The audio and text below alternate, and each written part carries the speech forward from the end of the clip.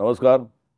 वास्तव में ट्रुथ या पॉडकास्टमध्ये आज असं एक नाव आहे जे मला वाटतं ह्या देशात नाही, परदेशात नाही, सगळीकडेच सगळ्यांनाच ठाऊक आहे. महाराष्ट्राचा सुपरस्टार कोण असेल तर तो एकच. मी हा पॉडकास्ट सुरू केला तेव्हा सगळेच म्हणायचे की सगळे राहू दे, एका माणसाचा तू पॉडकास्ट सुरू कर. आणि आज ती संधी मला मिळालेली आहे. महाराष्ट्र नवनिर्माण सेनेचे अध्यक्ष सर्वेसर्वा आणि माझा मित्र राज ठाकरे. म्हणजे फॉर्च्युनेट आहे मी. म्हणजे मला मी सुरू केलं ना पॉडकास्ट तर सगळेच म्हणाले तू सुरू करायला पाहिजे होतंस राजकडनं. पण मी म्हटलं थांबू जरा, आधी मला येतं की नाही ते बघू. मग ते प्रॅक्टिस केली मी, थोडंसं नेट प्रॅक्टिस. लेटस म्हणजे सुरूच करूया, कम टू द पॉईंट. राजा, आज 2025 साली मुंबईत मराठी माणसाचं पर्सेंटेज आज 27%. बाकीचे 63%. आणि मी साधारण 2020 पासून बघत आलो की ते थोडे थोडे 1%, 2% कमी होतात. किती वर्ष लागतील मराठी मुंबईतनं नामशेष व्हायला? मुंबईतला मराठी नामशेष नाही होणार. आणि मुळात आपल्याकडे येणारे जे आकडे आहेत 27% वगैरे वगैरे, हे 27% वगैरे नाही आहेत. साधारणपणे एक 35 ते 40% पर्यंत मराठी माणूस या मुंबई शहरामध्ये राहतो. मला असं वाटतं ज्या वेळेला टक्का कमी झाला ह्याच्यामध्ये काही वाद नाही. परंतु बाकीच्यांचाच फार मोठा टक्का वाढला आहे आणि मराठी माणूस अगदी 27% पर्यंत आलाय. हे हे काही वास्तव नव्हे. साधारणपणे 35-40%च्या पर्यंत मराठी माणूस इथे मुंबईमध्ये आहे. आणि मुंबईवरचं मराठी जी छाप आहे ती पुसली जाऊ शकत नाही आणि पुसायची कोणी हिंमत पण करू नये, प्रयत्नही करू नये. याचं कारण मुंबईला चहूबाजूनी म्हणजे ज्याला आपण मिठीत घेतलेला महाराष्ट्र आहेच. हो. माझं एकच फक्त म्हणणं आहे, मराठी माणूस बेसावध आहे. त्याने सावध होणं खूप आवश्यक आहे. आपल्या आजूबाजूला काय घडतंय, काय होतंय, कोण काय करतंय आणि काय बोलतंय याकडे त्यांनी लक्ष देणं गरजेचं आहे. सतर्क राहणं आवश्यक आहे. नाही, काय झालंय की मी जे बघत होतो ना की हळूहळू गिरगावातला मराठी माणूस गेला बाहेर.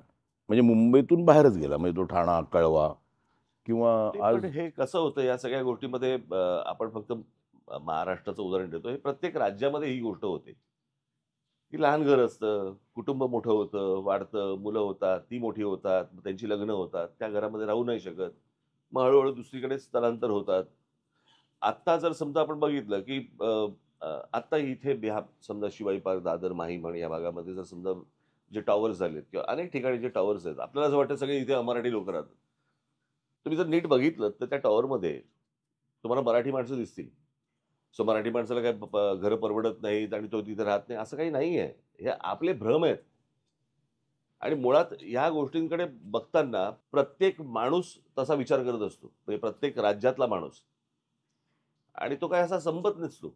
म्हणजे तुमचं म्हणणं आहे, की काय बंगलोरमधनं लगेच सगळे कानडी सगळे संपले, असं काही नसतं ना. नाही, नाही, माझं म्हणणं आहे की मुंबई एक काय म्हणतात आर्थिक राजधानी असल्यामुळे ते होतंय का? की ती जी लोकं येतायत ते हळू म्हणजे ते काय होतं या सगळ्या गोष्टींकडे म्हणजे मी परत तुम्हाला तेच सांगतो, की टक्का कमी होतोय, नाही होतोय वगैरे आपण सोडून देऊया. परंतु आपल्याकडचे जे शासनकर्ते आहेत, कोणी का असेना, ह्यांनी मला असं वाटतं बारकाईने लक्ष देणं गरजेचं आहे. ज्या पद्धतीने बारकाईने बाकीच्या राज्यातले राज्यकर्ते त्यांच्याकडे बघतात.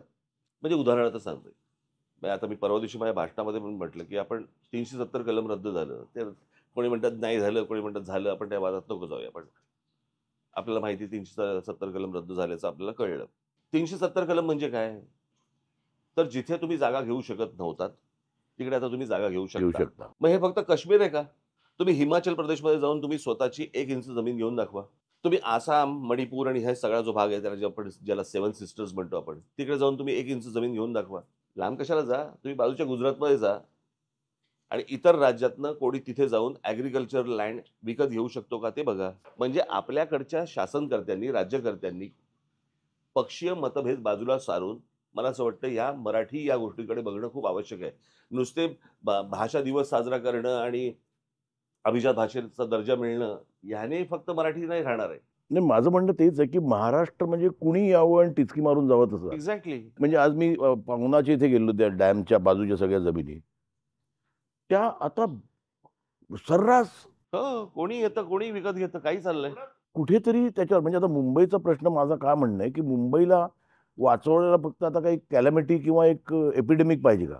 त्याला मराठी शब्द आपत्ती किंवा काहीतरी मला वाटतं साथरोग हेच वाचवू शकेल का? म्हणजे मला वाटतं मुंबईची कॅपॅसिटी एक फुगा असेल ना, फुगवतो त्याच्यात, तर तो फुगा फुटतो ना. एक्झॅक्टली हे मी इतकी वर्ष ओरडून सांगतोय. परंतु कसं होतं या सगळ्या ह्याच्यामध्ये, आपल्याकडचे आता अगोदरची काँग्रेस असेल, आत्ताची भाजप असेल, हे खरं तर ते हे राष्ट्रीय पक्ष हे खरं तर केंद्रात पाहिजेत. आणि राज्यामध्ये इथले स्थानिक पक्षच पाहिजेत, ज्यांना राज्याचं हित कळतं किंवा कसं होतं, आता उदाहरणार्थ समजा उद्या महाराष्ट्र कर्नाटक सीमा प्रश्न आपण पकडला. बरोबर आहे? भारतीय जनता पक्ष म्हणून काय त्याच्यावरती भूमिका घेणार?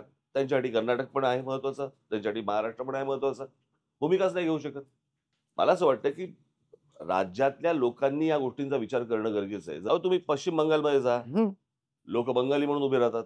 एक्झॅक्टली माझं म्हणणं ते त्याच्याकडेच येत होतो, की मला लहानपणी एक गोष्ट मी ऐकलेली, की एक एक वयस्कर माणूस, मुलं मोठी झाली. 5 मुलं होती. 5 एक गुंडाळी करून त्या 5 काठ्यांची त्याला दिली आणि तोडायला सांगितलं, नाही तुटली. मग सेपरेट दिली आणि तुटली.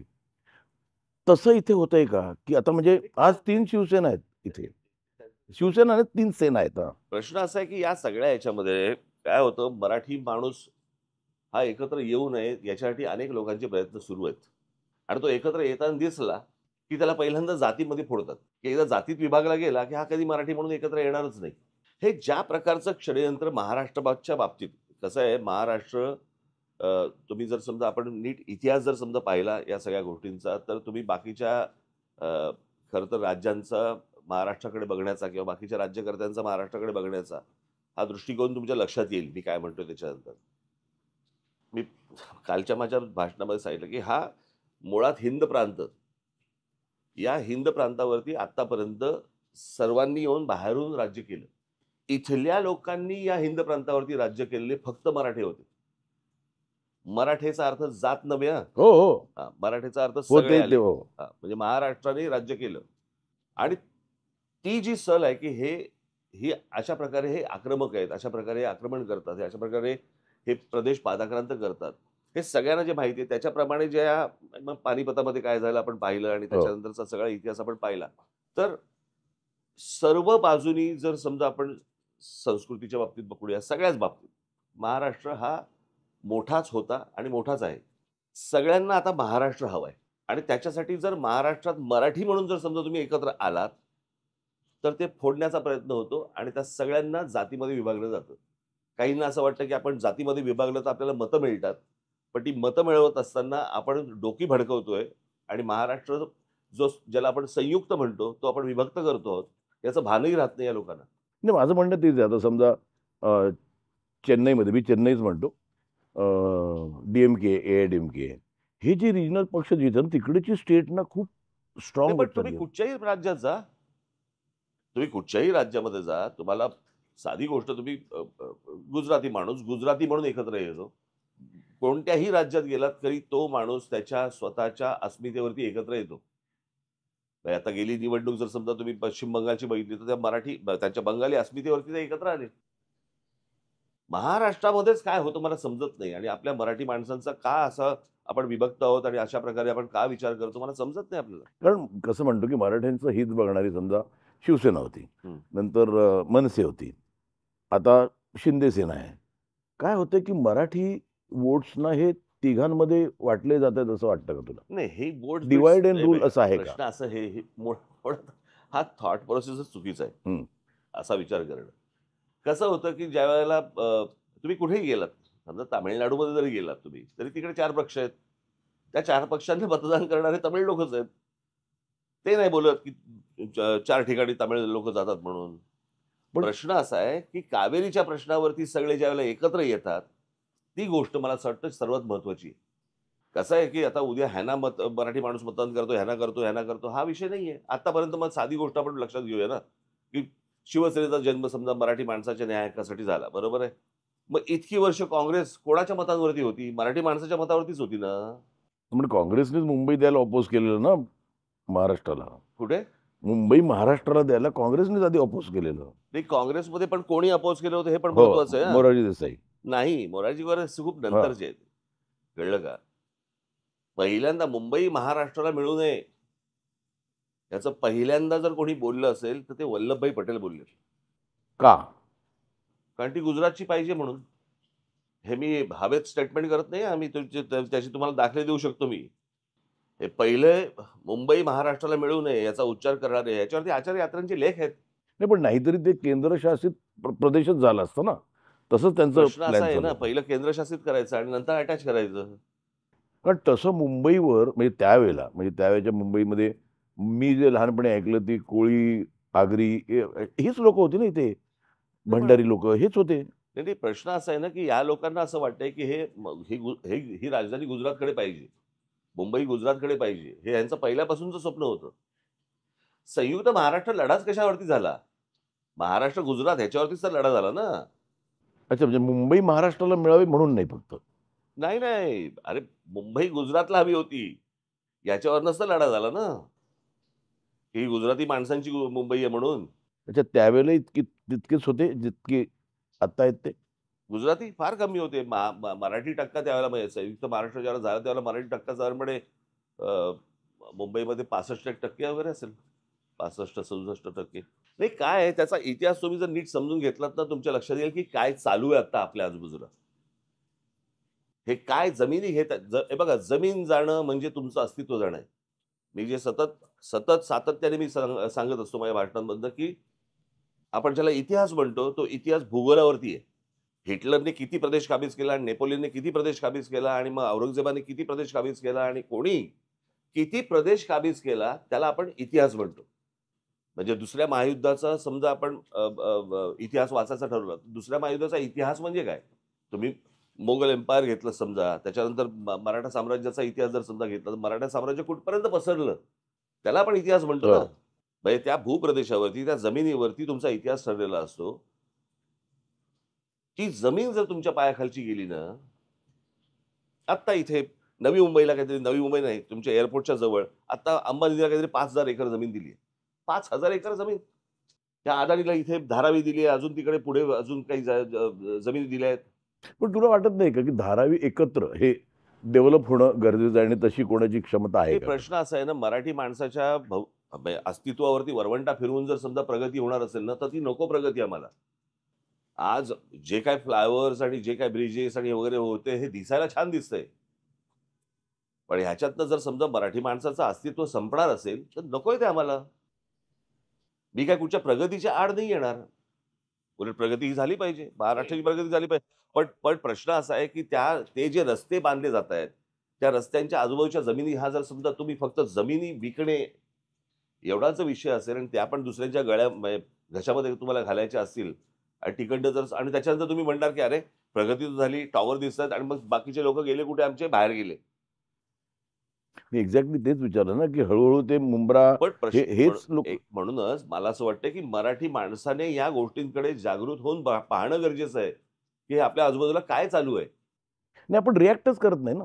रिॲक्ट नाही अहो, मुळात तुमचा कसं आहे, आपल्याकडे आता एक नवीन आयुध आलंय. हं. कळलं का? आम्ही आमचा राग हा मोबाईलवरती व्यक्त करतो. मोबाईलवरती व्यक्त करून काय होणार आहे? लोकं बोलले पाहिजेत.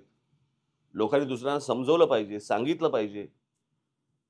प्रत्येक वेळेला बाबा मराठी माणूस माणसाला सतत का सांगावं लागतं? "अरे बाबा बघ जरा, आजूबाजूला काय चाललंय जरा बघ." ही ह्याच सगळ्या धोक्याच्या घंटा वाजतायत. छोटंसं उदाहरण सांगतो मी, की मुंबई हे नाव झालं की नाही, म्हणजे मी इकडचीच लोकं म्हणजे मोठी-मोठी लोकं असं डिस्कशन मी असं बसलेलो आणि चेन्नईबद्दल बोलत होते इन जनरल. प्रत्येक वेळेला तो चेन्नई म्हणत होता. पण तो मुंबईला कधीच मुंबई म्हणाला, तो बॉम्बेच म्हणाला. करेक्ट. याचं कारण आपली लोकं पण बॉम्बे म्हणतात. एक्झॅक्टली. आपल्या लोकांचा काही प्रमाणात जो प्रॉब्लेम आहे ना, कसा आहे माहिती आहे ना, ह्यांना मला समजत नाही. अरे नाही ते इतक्या वर्षांची सवय.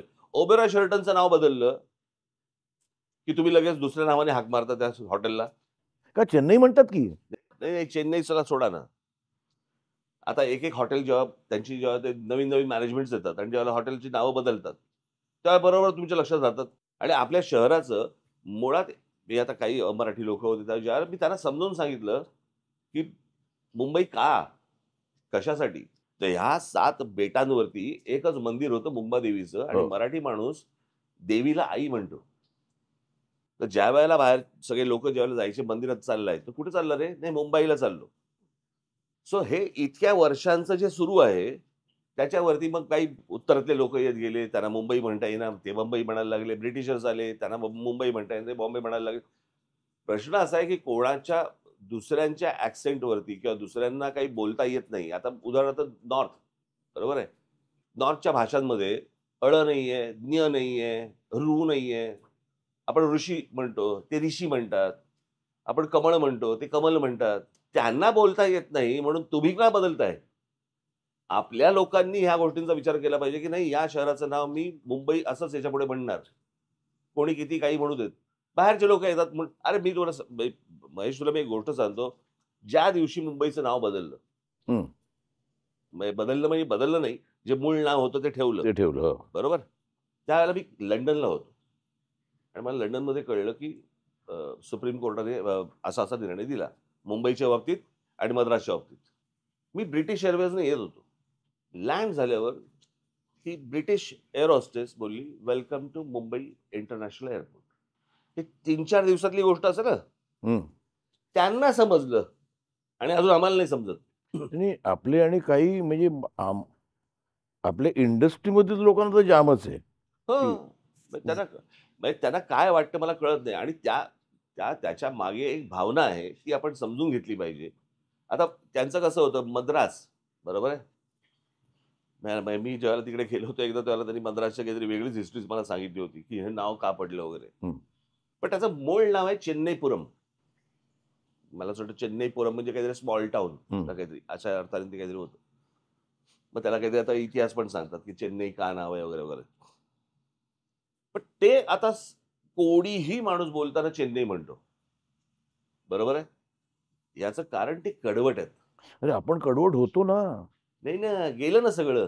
प्रत्येक वेळेला अटकेपार झेंडे लावलेले रे आपण. प्रत्येक नाही, ते तेव्हाच झालं. हो. मग ते हे सगळं पुढचं पानिपतानंतरच आहे. म्हणजे मला तर कधी-कधी वाटतं हे हंतरून बघू काय बघून हातपाय पसरा, हो. धष्टपुष्ट गरिबी, लोळी-पांगळी श्रीमंती वगैरे हे सगळं पानिपतानंतर आलं असावं.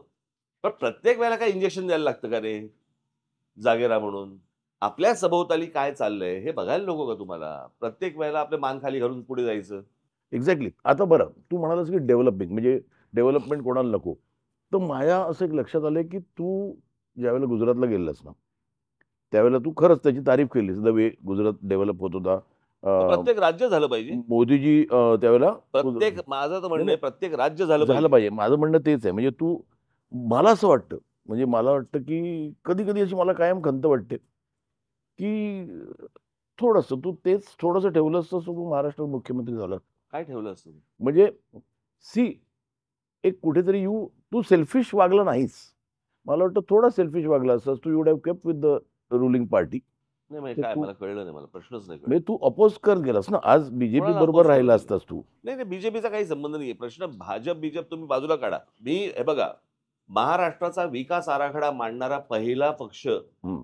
बरोबर आहे? हो. आणि विकास आराखडा मांडणारा मला असं वाटतं भारतातला हा एकमेव पक्ष आहे. हो. बरोबर? विकास आराखड्याचा अर्थ कोणाचा विकास? महाराष्ट्राचा विकास ना? हो.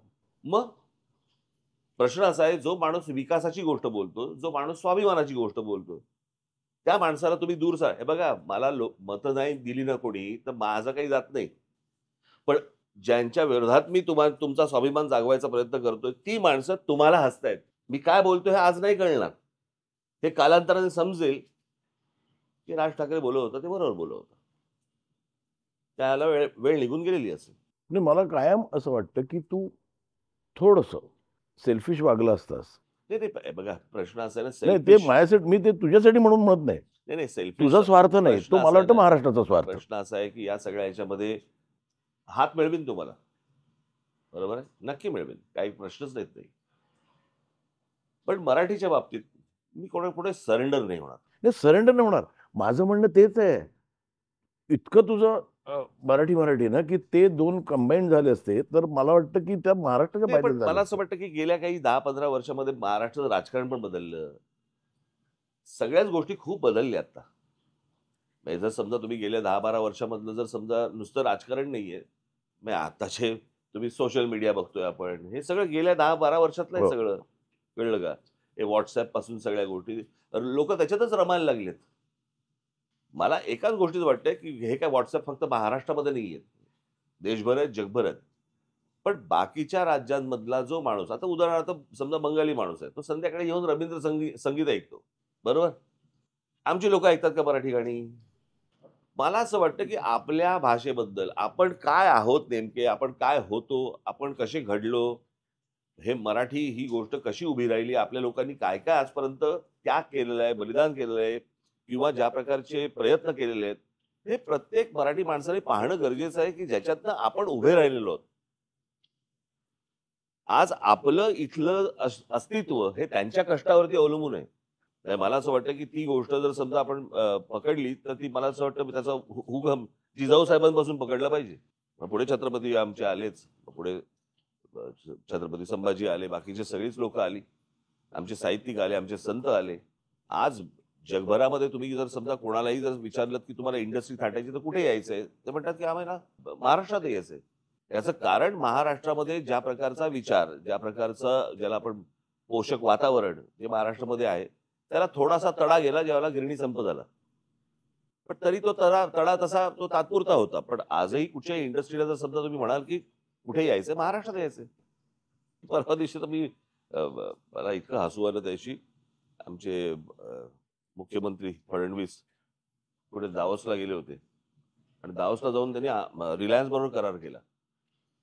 म्हणजे अनुष्का शर्मा आणि विराट कोहलीचं लग्न इटलीला झालं ना, हा त्यातला प्रकार आहे. रिलायन्स बरोबर तर इथे पण करार करता येईल ना, त्याच्यासाठी दावोस कशाला पाहिजे? इंडस्ट्रीसाठी इथे काही. मग इथे करा ना करार. इथून बाहेरच्या कोणत्या इंडस्ट्री येतायत त्या महत्वाच्या आहेत ना. असो, तो दुसरा विषय वेगळा. परंतु मला असं वाटतं मराठी माणसाची माझी हात जोडून विनंती आहे, की तुम्ही सतर्क राहणं खूप आवश्यक आहे, गरजेचं आहे. त्याच्यासाठी जे काही करायला लागेल ते मी निश्चित करीन. पण निश्चित कारण तेच म्हणतो ना मी. मला असं म्हणणं की तुझं म्हणणं आहे, की मला 5 वर्ष द्या, मी महाराष्ट्राचं काय करीन? When do you see it? When? ते मी हे बघा आणि त्याच्यासाठी मला परत मी म्हणतो स्वार्थ का म्हणतोय मी? हा तुझा स्वार्थ म्हणत नाही मी. महाराष्ट्राचा स्वार्थ म्हणतोय.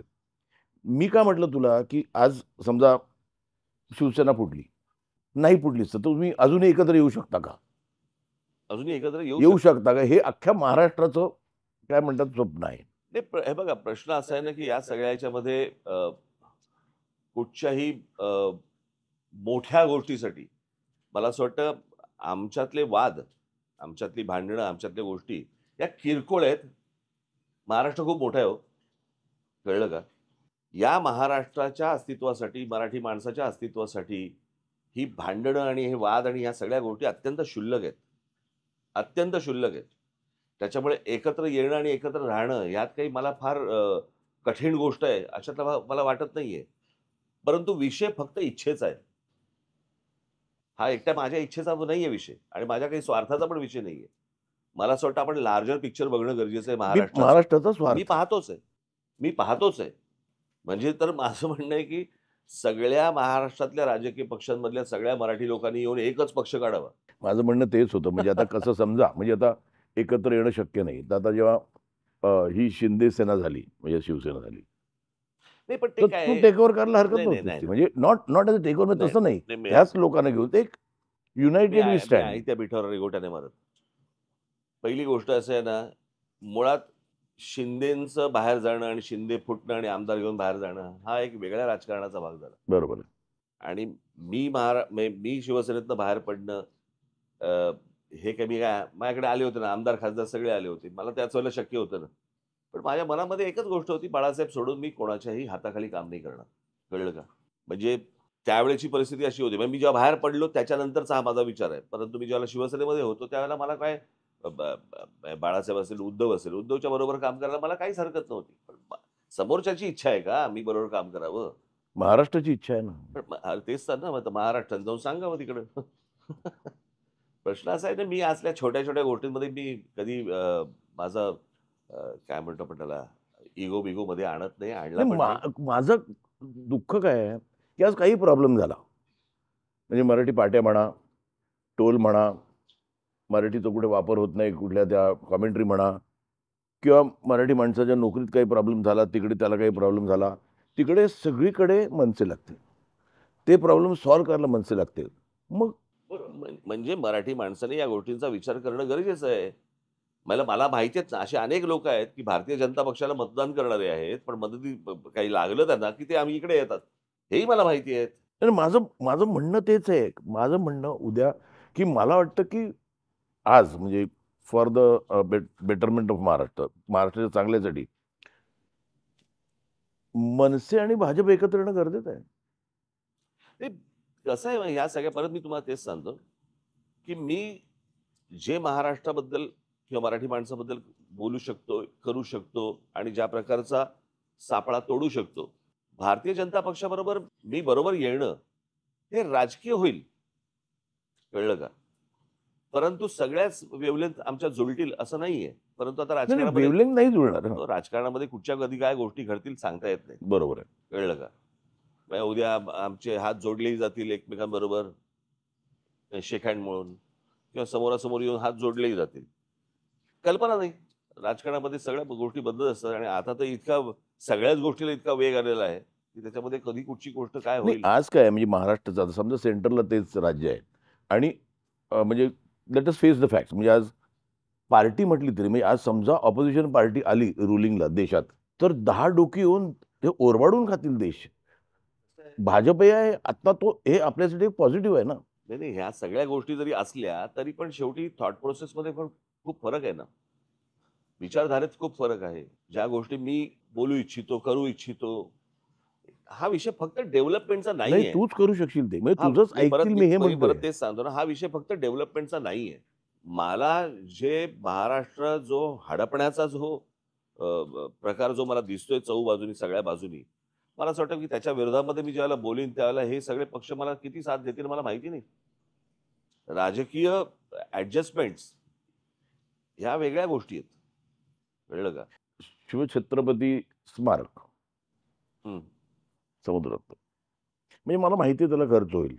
पण मला असं वाटतं, की माझं एक मत आहे, की ते एक टुरिझमचं मोठं हे होऊ शकेल आणि विदाऊट गव्हर्नमेंट मनी. आज खूप लोकं म्हणजे आज कोणालाही म्हणजे अंबानीला सांगितलं टेक ओव्हर कर किंवा अडाणीला सांगितलं टेक ओव्हर कर तर ते करतील. पण तुला वाटत नाही का ते एक टुरिस्ट अट्रॅक्शन होईल मला मुंबईला सांगा एक हे तुम्ही होईल? किती वर्ष लोकांना पुतळे दाखवणार होता तो? छत्रपती शिवाजी महाराजांचं खरं काय म्हणू ज्याला स्मारक म्हणू ते त्यांचे गडकिल्ले आहेत. गड-किल्ले आहेत. मग ते सगळ्यात मोठं अट्रॅक्शन मग नाही का ते होणार? पण करता येतील ना पण सायमल्टेनियसली. पुतळे तर नाक्या-नाक्यावरती आहेत आपल्याकडे सगळ्यांचे. इथे बाबासाहेबांचा पुतळा, इथे महाराजांचा पुतळा, इथे आंबेडकरांचा पुतळा, तिथे कोणाचा ज्योतिराव आमच्या फुलेंचा पुतळा, इथे कोणी टिळकांचा पुतळे खूप झालेत महाराष्ट्रात. त्या पुतळ्यांची निगाही राखत नाहीत. नाही, माझं कसं स्टॅच्यू ऑफ लिबर्टी आहे, अरे, तसं एक समुद्राच्या मध्ये. तुम्ही कशासाठी पण ह्याच्या वाटेला जाताय? माझं असं म्हणणं आहे, गडकिल्ले करा ना. एवढे गडकिल्ले जे आहेत, तो आमचा इतिहास आहे. पुतळा हा आमचा काही इतिहास नाहीये. आणि तुम्हाला जर समजा टुरिस्ट पण अट्रॅक्शनच तिकडे करायचं सगळंच आर्किओलॉजिकल डिपार्टमेंट. पण मग हे हलवायचं नाही, हात दगड नाही, नाही, हलवायचं नाही. अहो, आता पण लोक किती जात आहेत? टुरिस्ट अट्रॅक्शन म्हणून तुम्हाला करायचं असेल तर या गडकिल्ल्यांवरती जा. गडकिल्ले बघा. तुम्हाला ते गेल्यानंतर तिकडचा इतिहास ऐकल्यानंतर तुम्हाला कळेल की बाबा आमच्या महाराजांनी काय केलं. ज्या आमच्या छत्रपतींनी खरं तर हा म्हणजे आता मी काल कुठच्या तरी ICSE का काय ते तुमच्या शाळा असतात काय CBSE आणि ICSE. शिवाजी महाराज शिकवले जात नाहीत आमच्याकडे.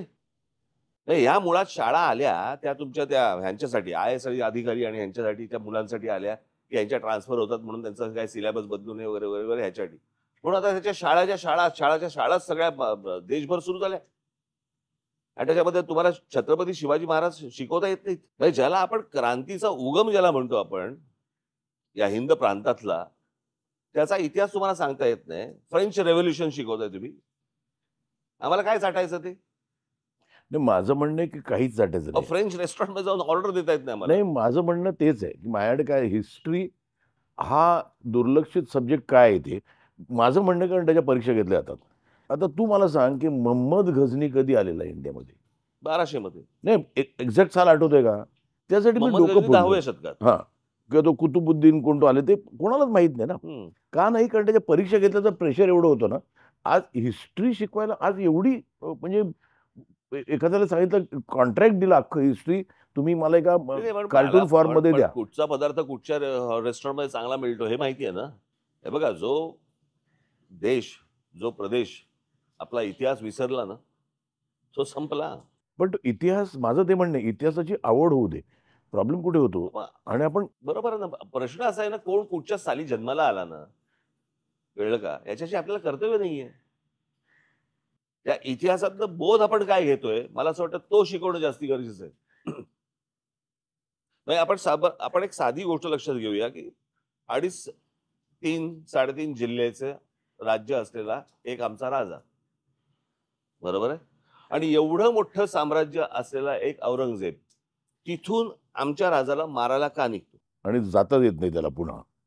नाही, त्याच्यानंतर ते महाराष्ट्रात ते 80 साली गेलेच. परंतु तो पोहोचलाच आहे 81 साली इथे महाराष्ट्रामध्ये.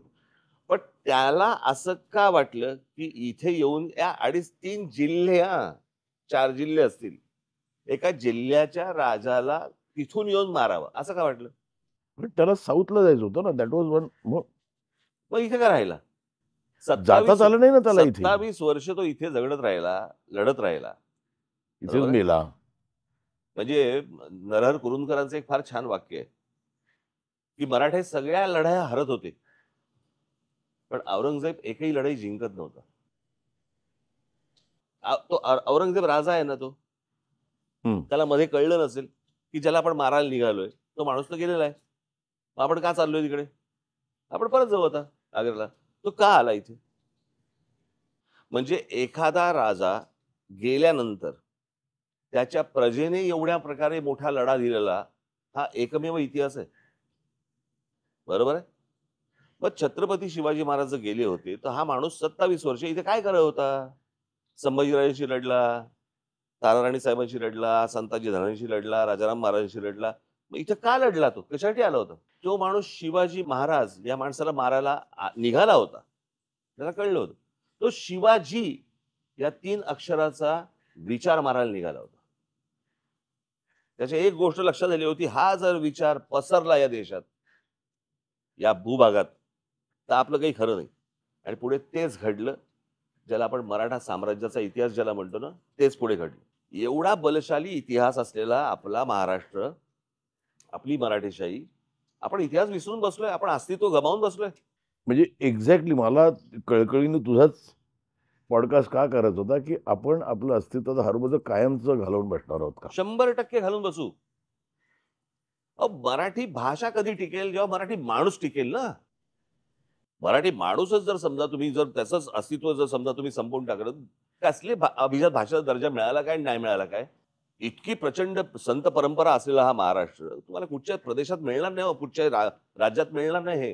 म्हणजे म्युझिक म्हणू नको, फिल्म म्हणू नको. कोणतंही क्षेत्र काढा. अहो, त्यामध्ये जा आणि त्या राष्ट्रपती भवनात आतमध्ये जा. मी एकदाच गेलो होतो राष्ट्रपती भवनामध्ये, ज्यावेळेला एपीजे अब्दुल कलाम ज्यावेळेला राष्ट्रपती होते.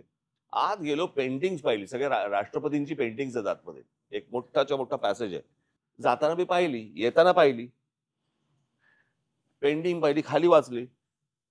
सगळी मराठी नावं आहेत. एस एम पंडित आहेत, आचरेकर आहेत, सगळ्यांची नावं आहेत. सतावळेकर आहेत. अरे कुठेही म्हणजे आता तुम्ही आधी तर मी कायम मॅगझिनमध्ये बघायचो ना, आर्ट कोणाचं आहे, हो.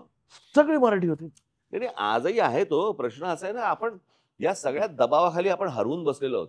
माझा खरा उद्देश काय माहिती आहे ना राजा आजच्या इंटरव्ह्यूचा, की हे कुठेतरी ते त्याच्यात जागं व्हावं. नाही, काय आहे, मला एवढंच फक्त म्हणायचं ना, की आपण हिंदू आहोत, आपण हिंदुत्व मानतो वगैरे वगैरे, मला मान्य. पण त्या हिंदुत्वाच्या नावाखाली आमचं मराठीत्व हे जर समजा संपुष्टात येणार असेल, तर मला ते चालणार नाही. या देशामध्ये आम्ही हिंदू आहोत, आम्ही महाराष्ट्रात मराठी आहोत. हे आम्हाला बाळासाहेबांनी दिलेले विचार आहेत हे. आम्ही देशामध्ये हिंदू आहोत, आम्ही गुजरातमध्ये गुजराती आहोत. देशामध्ये आम्ही हिंदू आहोत, आम्ही बंगालमध्ये बंगाली आहोत. काहीतरी हिंदू धर्म आणि हिंदुस्थान आणि ह्या सगळ्या गोष्टी ज्या आहेत ना, एकदा काहीतरी खोलात जा आणि इतिहास वाचा जरा. मग तुम्हाला सगळ्या गोष्टी समजतील. मराठी भाषेला अभिजात भाषेचा दर्जा का मिळाला? कारण ती इतकी प्राचीन भाषा आहे, म्हणून त्याला दर्जा मिळाला ना.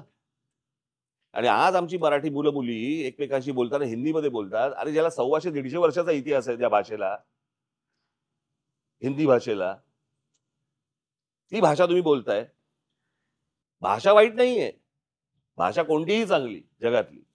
कारण त्या भाषेमागे एक कष्ट असतात. ती काही सहज बनत नाही भाषा. नाही नाही, बोला त्याच्यामध्ये की माझं म्हणणं आहे, हिंदी बोला, इंग्लिश बोला. पण 2 मराठी माणसं जेव्हा समोरासमोर येतात ना, दोन दोन गुजराती आले की ते गुजरातीत बोलतात. हो, कुठची दोन मराठी एकत्र आले की मराठी नाही बोलत अशातला भाग नाहीये. पण परंतु बरेच आता खूप कमी झालंय. म्हणजे हो, आता पण आपल्याच लोकांना याचं कारण आपण कोण आहोत, आपण कोण होतो, आपण कशामुळे आहोत, हे माहितीच नाही, मी वाचलेलंच चेन्नईला नाही. एक शो केला नाटकाचा, म्हणजे इंग्लिश नाटकाचा शो. तर तिकडे घेतलेलं बरं जे ऑर्गनायझर होते ते सगळे मारवाडी लोक होते.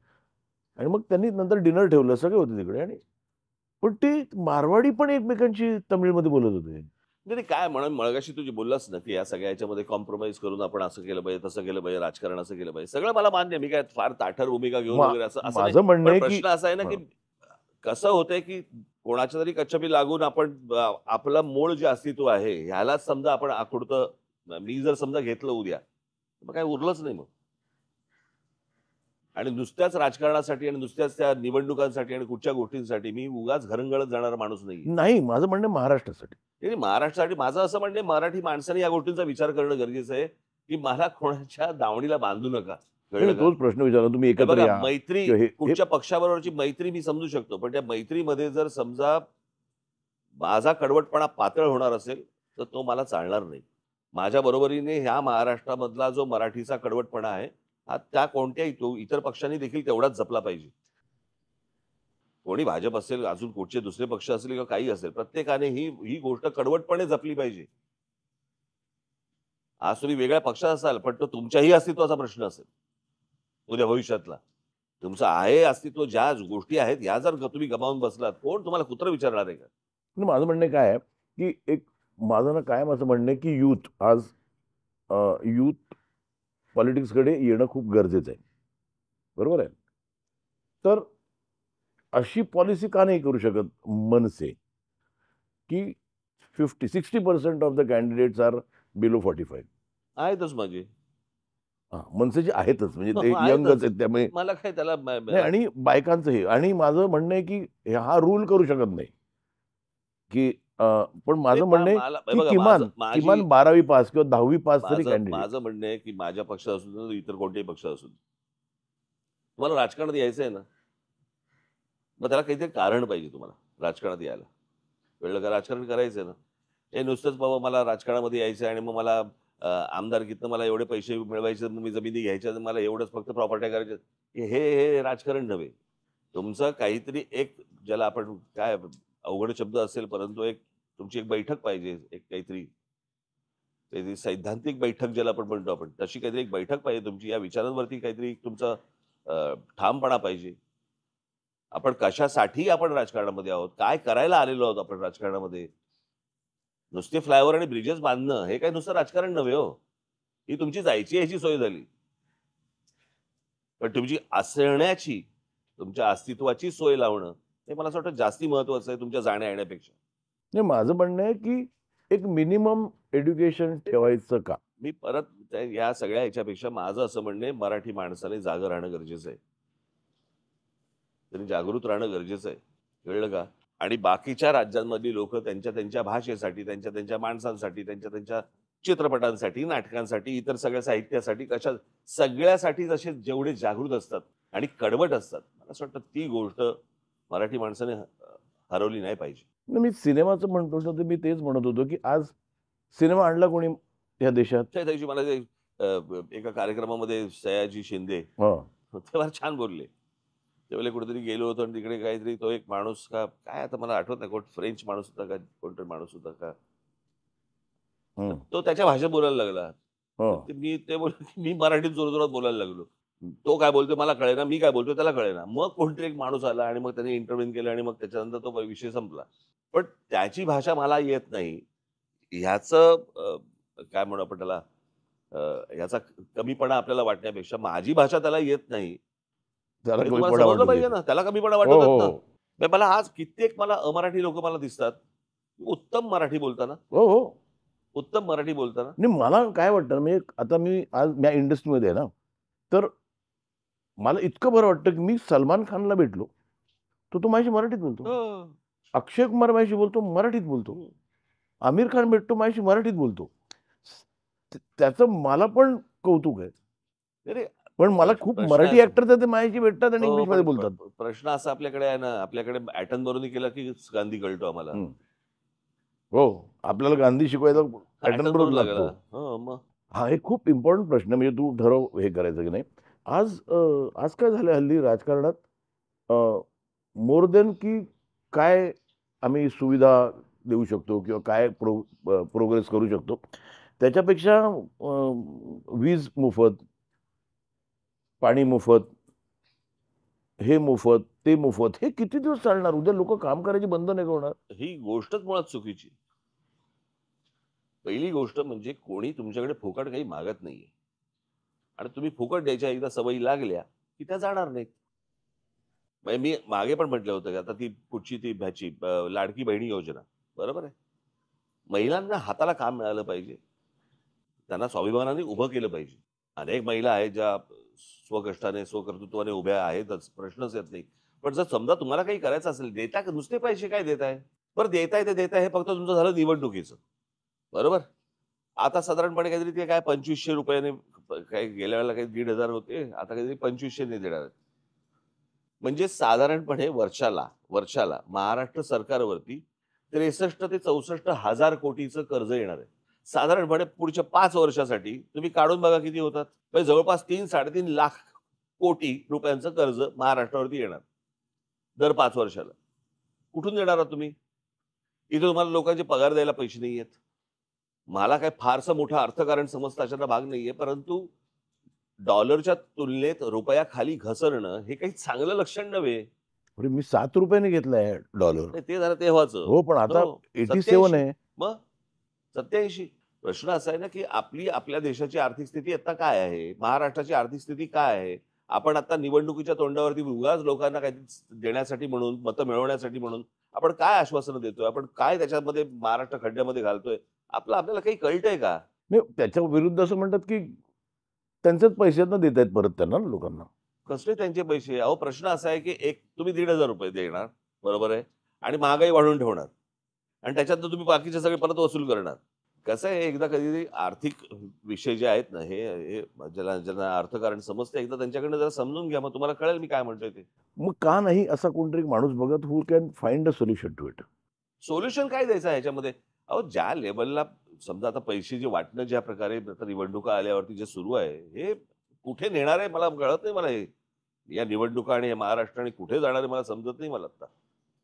ज्या प्रकारच्या सवयी लावून ठेवतोय आपण, कळलं का? म्हणजे मला त्या राजकारणामध्ये जी लोकं येतायत, ज्यांना निवडणुका लढवायच्या आहेत, ज्यांना आमदार व्हायचंय, खासदार व्हायचंय, मला त्यांचा उद्देश काय हेच समजत नाही मला. म्हणजे मला आमदार व्हायचंय. बरं, व्हायचंय. हो, छान. उद्देश काय तुझा आमदार व्हायचा? पैसे कमवणे, प्रॉपर्ट्या करणे. माझे 10 फार्म हाऊसेस आहेत. काय नागडं असायचं त्याच्यावर?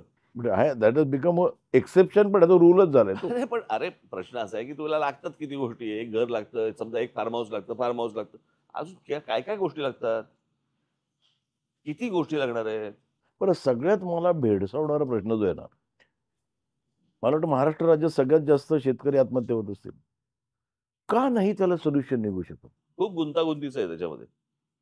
आणि मला असं वाटतं त्या सरकारने म्हणूनच सांगतो ना, आज अनेक लोकं आहेत की ज्यांच्याकडे या प्रकारची सोल्युशन्स आहेत, ज्या प्रकारे आपण कॉन्सन्ट्रेट करायला पाहिजे. आपला सगळा फोकस हा खूप शहराकडे होतोय, राज्याचा. शेतीप्रधान देश येणार आहे आपला. नाही, राज्याचा हो. फोकस. आणि त्या फोकस मागे पण अनेक ठिकाणी काही आपल्याला अनेक लोकांचे हिडन अजेंडाच पण दिसतात. आपल्याला असं वाटतं ही प्रगती आहे, ती प्रगती नाहीये. ती पुढच्या काहीतरी गोष्टींचं प्लॅनिंग आहे. समजतील तुम्हाला विषय. मी आता जे बोलतोय ना, हे तुम्हाला पुढे विषय नाही समजायला मी आता लागतील. सगळीकडे जातो शूटिंगला. आता कोकणात गेलो, तर म्हणजे Konkan is the most beautiful place महाराष्ट्रातलं.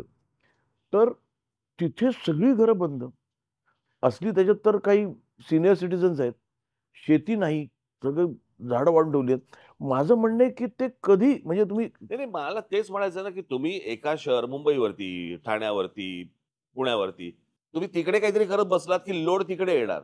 तो लोड जोपर्यंत तुम्ही बाहेर पाठवत नाही, तिकडे बाहेरच्या ठिकाणी जोपर्यंत तुम्ही राज्यांमध्ये प्रगती करत नाही, तोपर्यंत ही शहरं मरून जाणार. मला आता परवा दिवशी मला एक पुण्याला गेलो होतो. त्याने मला सांगितलं, की तुमचं मग 30 वर्षापूर्वीच्या भाषणाची कात्रणं पाठवली मला, माझं. हं. आणि 30 वर्षापूर्वी त्या भाषणामध्ये मी असं म्हटलं होतं, की पुणा संपून जाईल. पुणं बरबाद होईल. नाही, माझं 30 वर्षापूर्वीचं हो. भाषण त्याच्यामध्ये मी म्हटलंय पुणं बरबाद, मुंबई बरबाद व्हायला एक काळ गेला.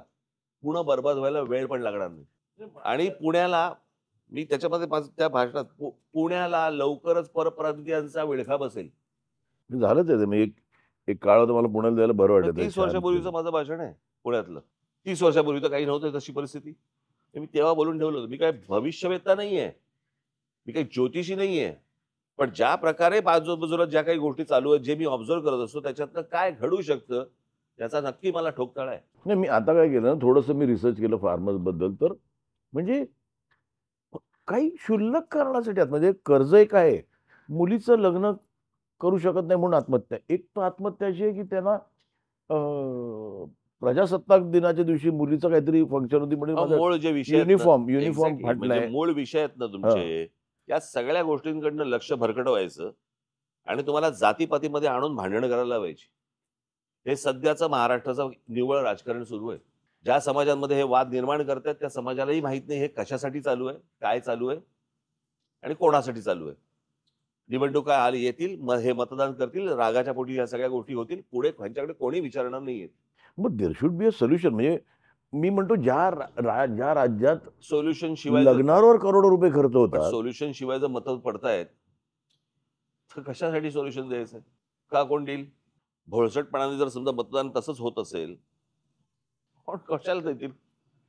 कसलं सोल्युशन आणि कसलं काय? नाही, नाही, आज मी ज्यावेळेला हा पॉडकास्ट सुरू केला, तर मला खाली जे यायचं ना, तो राजसाहेबांचा का नाही करत पॉडकास्ट, ते they look at you with hope. पण ना मला इतकं ते फनी आहे. हे बघा, मी मागे पण मी एकदा म्हटलं होतं, पुरुष गरोदर राहणे आणि टूथपेस्ट मधली जी पेस्ट बाहेर येते, ती परत आत परत घालणे. आतमध्ये घालणे. बरोबर? या 2 गोष्टी सोडल्या, तर इम्पॉसिबल गोष्ट कुठचीच नाहीये. या सर्व गोष्टींवरची उत्तरं, या सर्व गोष्टी सहज होऊ शकतात. तुमची इच्छा आहे का नाहीये? पण तुम्हाला जर समजा समाज हा जर समजा पैसे नुसते वाटून आणि तुम्हाला जातीपातीमध्ये दंगे भडकवून आणि त्याच्यामध्ये डोकी फोडून जर समजा तुम्हाला त्याच्यातच मतदान होणार असेल आणि तसाच जर समाजाला पाहिजे असेल, काहीही ह्याच्यावरती सोल्युशन्स मिळणार नाहीत तुम्हाला. काही घडू शकणार नाही तुमचं. म्हणजे मराठी माणसाला खरं तर ती निवडणुकीला वापरली होती, पण मला मराठी माणसाला सांगायचंय, हे खऱ्या अर्थाने, की बटेंगे तो कटेंगे. बटली आणि कटली की. मग तेच सांगतो ना. नुसतं मतदान म्हणून नका पकडू तुम्ही. कळलं का? नुसतं मतदान म्हणून ह्याला मतदान झालं, त्याला मतदान झालं, त्याला तुम्ही तुमचं अस्तित्व हे प्रत्येकाने आपापलं गोष्ट ही जपली पाहिजे. आपण काय होतो, आपण काय आहोत, हे ज्या दिवशी मराठी माणसाला समजेल, त्या दिवशी महाराष्ट्राचं चित्र वेगळं असेल. लेट्स होप ते लवकर समजेल. आता आमच्या स्वार्थाचा एक प्रश्न. सिनेमा आणला मराठी माणसांनी, अ, मोठा केला बऱ्याच मराठी माणसांनी. व्ही. शांतारामने तो पिक्चर मराठी, हिंदी त्यावेळेला बनवायचे 2 भाषेत. सगळीकडे आज मराठी सिनेमाची परिस्थिती अशी आहे ना, की अशीच राहिली तर काही 2-3 वर्षात म्हणतील मराठी सिनेमा व्हायचे एकेकाळी. होणं बंद होईल. कारण काय झालंय, की आज हिंदी महाराष्ट्रात मला वाटतं जेवढं हिंदी बोलतात तेवढं कुठेच बोलत नसतील. अगदी यूपीमध्ये पण त्यांच्या वेगवेगळ्या भाषा असतील. हिंदी कलेक्टिव्हली कळतं महाराष्ट्रात. त्याच्यासाठी काय करता येईल? पण हिंदी तर तुमच्या यूपीमध्ये पण कळतं ना. हो. पण भोजपुरी पिक्चर चालतात ना तिकडे. एक्झॅक्टली मी तेच म्हणतोय. म्हणजे तिकडच्या परत मी तेच सांगतो ना, तुमच्या 2 गोष्टी आहेत त्याच्यामध्ये, की मुळात मराठी माणसाने तुमचे चित्रपट पाहायला का यावं? असं तुम्ही वेगळं काय? हे बघा, नाही, वेगळं करायला पैसा लागतो ना. नाही मग हे बघा, असं तुम्ही म्हणू नका, आकुडशिंगी, बहुदुधी, कमी चारा खाणारी गाय जगात नाही मिळत आणि हे कोंबडं आधी का अंड आधीला काही लॉजिक नाही. लॉजिक नाही. हो. आता ओ-टी-टी प्लॅटफॉर्म आले आहेत. आता ज्या प्रकारे तुम्ही साऊथमधले चित्रपट ज्या प्रकारे येत आहेत किंवा हिंदी चित्रपट ज्या प्रकारे येत आहेत, तुमचं काय म्हणणं आहे, हिंदीमध्ये पडत नाहीत चित्रपट?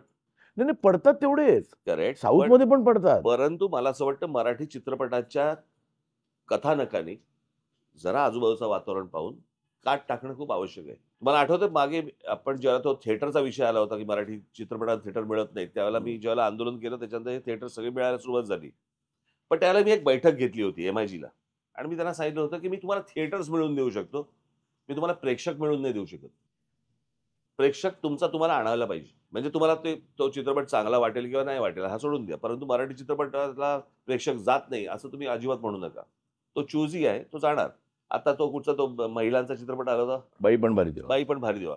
धो चालला की. जे मला टेलिव्हिजनवरती टेलिव्हिजन सीरीज सोडून जे मला बघायचंय, ते जर तुम्ही मला देणार असाल, तर मी बघायला येईन तिकडे. नाही, प्रॉब्लेम तोच होतो ना राजा. काय असतं की आज मराठीला टेरिटरी छोटीशी आहे, महाराष्ट्र. जोपर्यंत माझं म्हणणं, मी हा का बोलतोय म्हणजे मी सोल्युशन नाही मागत आहे, हे मी जे आता ऐकतात त्यांचं पण कान टोचणं नाही, पण गरजेचं आहे. मी परत तेच कारण सांगतो. आज कन्नडा एक पिक्चर, मी सांगतो एक छोटंसं उदाहरण, कन्नडा पिक्चरची परिस्थिती मराठीसारखीच होती. तिकडे कोणीतरी एक कंटारा काढला आणि तो डब करून अख्ख्या इंडियाभर दाखवला. माझं म्हणणं आहे की आज ह्या प्लॅटफॉर्मवर मी तुझ्यासमोर सांगतो की आपण एकत्र येऊन एक स्केल मोठा असलेला पिक्चर करणं गरजेचं आहे. नाही, पण कसं आहे, आपल्याकडे टॅलेंट नाही का? आहे. आपले ॲक्टर्स आर म्हणजे थिएटरचं बॅकग्राऊंड आहे, चांगले आहेत, दिसायला चांगले आहेत. म्हणजे आता त्या कंटाराचा हिरो बघशील तर तो अगदीच कॉमन मॅन आहे. पण ते ॲक्सेप्ट केला ना, तर तसा तुला वाटत नाही का की एकत्र येणं गरजेचं आहे? आपल्याला काढायचं. नाही, नाही, मला माहित नाही आता ही प्रोसेस किती होईल. अ, झालं तर आनंदच आहे. परंतु मला एवढंच फक्त म्हणायचं आहे ना, की या सगळ्या ह्याच्यामध्ये काही वेळेला आपल्याला असं वाटतं, की अरे लोकांनी चित्रपटाकडे पाठ वळवली, परंतु चित्रपटांकडे पण काही गोष्टी मटेरियल तशा प्रकारचं असलं पण पाहिजे, एक्झॅक्टली. एवढं मला नाही, मटेरियलपेक्षा काय लूक. आता म्हणजे कसं आहे की आज मी एक काय मला म्हणतात त्याला? टेलिव्हिजन सीरीज वरती जे मला मराठी दिसतंय, बरोबर आहे. हे खरं तर महिला खास करून बघतात आणि महिला चित्रपटासाठी कुटुंब घेऊन येतात. हं. बरोबर आहे. त्या एन्जॉय कशात करतील? त्यांना मजा कशात वाटेल? याचा अर्थ काही महिलांनी महिलांसाठीचे चित्रपट करावे असा विषय नाहीये.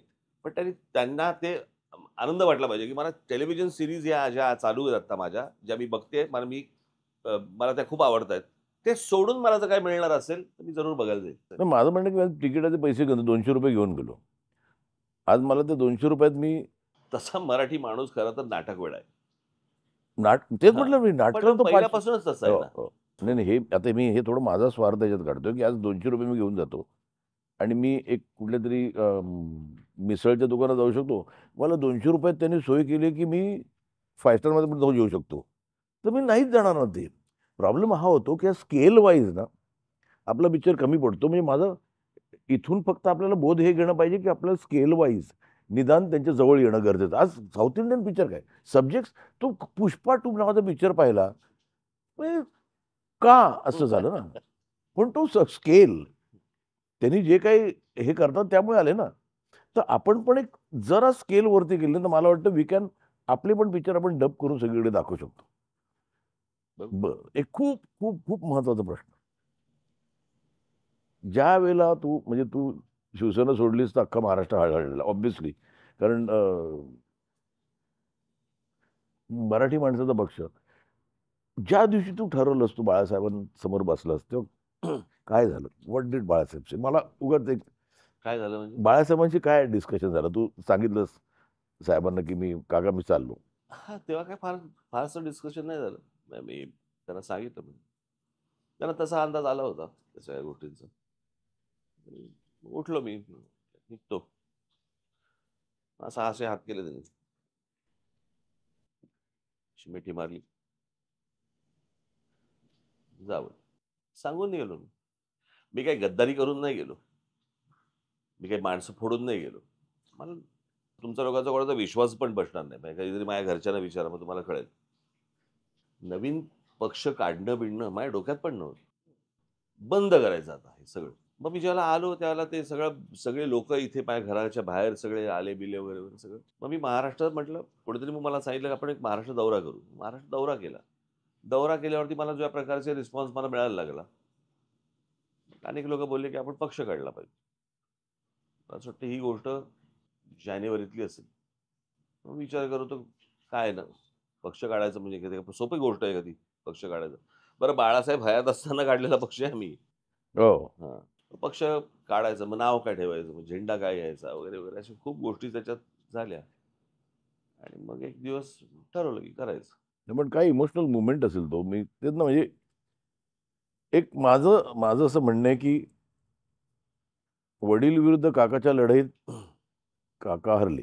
म्हणजे त्याला काय ते वडील, काका-बिका वगैरे ह्या सगळ्या ह्याच्यापेक्षा ना, मुळात कसं होतं, की बाळासाहेब माझे वडील, सख्खे भाऊ, आई आणि दोघी सख्ख्या बहिणी. त्याच्यामुळे ते खूप विचित्र सगळं प्रकरण होतं. म्हणजे हा काही नुसता एक पक्षामधनं जसे भुजबळ गेले, राणे गेले, शिंदे गेले, तसा तो काय पक्षातनं बाहेर पडलेला हा विषय नव्हता. हं. हा मला घरातनं पण बाहेर पडणं घरातून होतं. बाहेर पडलं ते. म्हणजे घरातनं बाहेर पडणं पण होतं, पण घरातच असणं होतं. असं सगळं खूप पण घरात पुन्हा यावं खूप असं खूप खूप कॉम लोकांना वाटतं, पण ते व्हावं अशी नाही, ते लोकांची खूप इच्छा आहे. कॉम्प्लिकेटेड होतं. नाही, पण ते बाळासाहेब असताना ते घर होतं. कुठेतरी एक मराठी माणसाचं आहे डोक्यात आणि विश करणं काय आमच्या हातात आहे. हं. ते काय म्हणतात त्याला रिॲलिटीमध्ये आणणं. नाही, बघू, प्रश्न असा आहे ना, मी मगाशी तेच म्हटलं ना तुम्हाला, की या सगळ्या ह्याच्यामध्ये महाराष्ट्र आणि माझ्यासाठी महाराष्ट्र खूप महत्त्वाचा आहे. मराठी माणूस जास्त सगळ्यात खूप माझ्यासाठी अत्यंत महत्त्वाचा आहे. अत्यंत माझ्या जिव्हाळ्याचा विषय आहे तो.